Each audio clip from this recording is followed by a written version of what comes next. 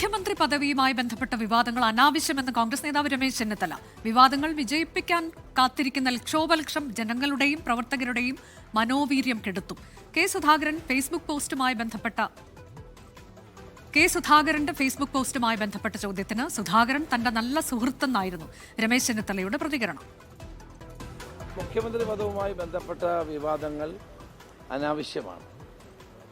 കാരണം ജനങ്ങൾ വോട്ട് ചെയ്ത് ആ മെഷീൻ സേഫ് കസ്റ്റഡിയിലാണ്. അത് പൊട്ടിച്ചിട്ടില്ല, എണ്ണിയിട്ടില്ല. 4-ാം തീയതി മാത്രമേ വോട്ടെണ്ണി തുടങ്ങുകയുള്ളൂ. അപ്പോൾ വോട്ടെണ്ണി തുടങ്ങുന്നതിന് മുമ്പ് നമ്മൾ ഇത്തരം വിവാദങ്ങൾ ഉണ്ടാക്കുന്നതിനകത്ത് ഒരു അർത്ഥവുമില്ല.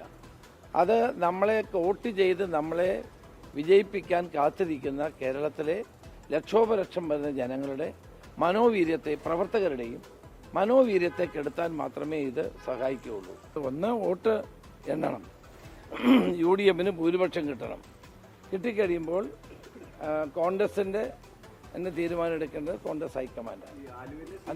നമ്മളിപ്പോൾ അതിനെപ്പറ്റി ഒരു അഭിപ്രായം പറയുന്നത് ശരിയല്ല.